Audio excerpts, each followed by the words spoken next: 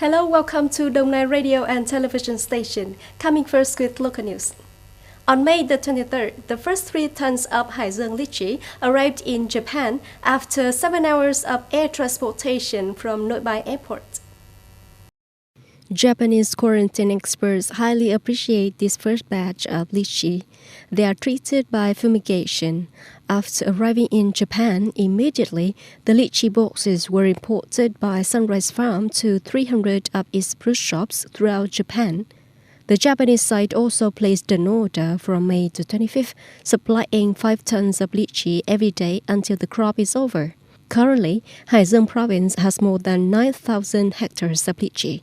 In this crop year 2021, Haizeng will export about 1,000 tons of lychee to the Japanese market, about 1,000 tons to the US, Australia, Singapore, and about 800 to 1,000 tons qualified for export to Thailand, the Middle East, and Malaysia.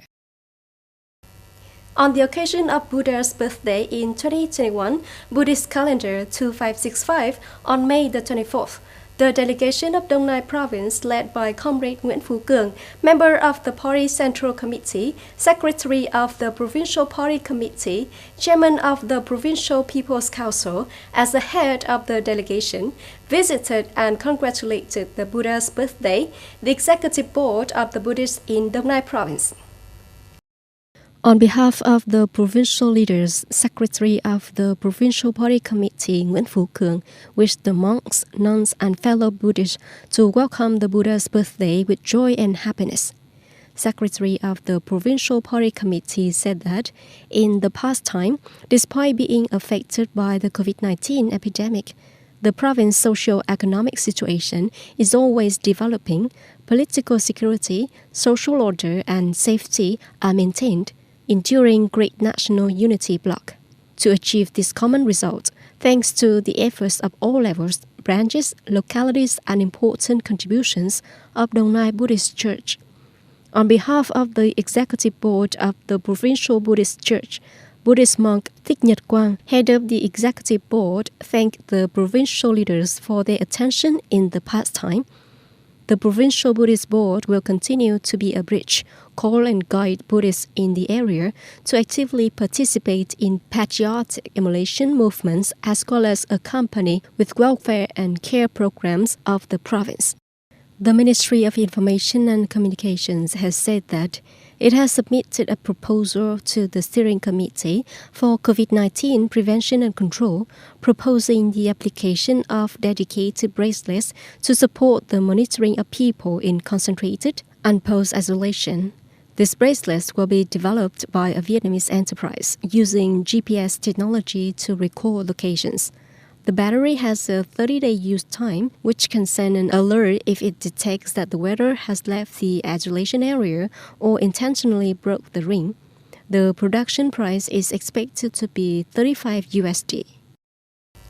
Military officers in Mali detained the President, Prime Minister, and Defense Minister of the interim government on Monday, deepening political chaos just months after a military coup ousted the previous president, multiple sources told Reuters.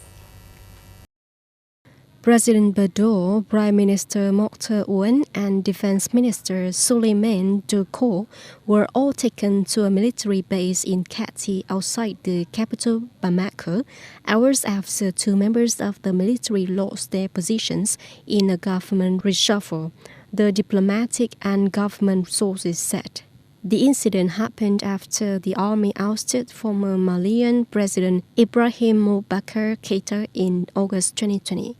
United Nations representatives in Mali and the U.S. have called on the military to release the leaders immediately and unconditionally. The European Union also condemned what it said was the kidnapping of Mali's civilian leadership. Belarus expelled all Latvian diplomats from the country from Monday, prompting a tit-for-tat response from Riga, as an international crisis deepened over the forced landing of a commercial flight in Minsk to arrest a dissident journalist. According to Mr. Bakeris, the Latvian ambassador to Belarus must leave the country within 24 hours and the remaining embassy staff within 48 hours. Only one administrative staff remains in Minsk.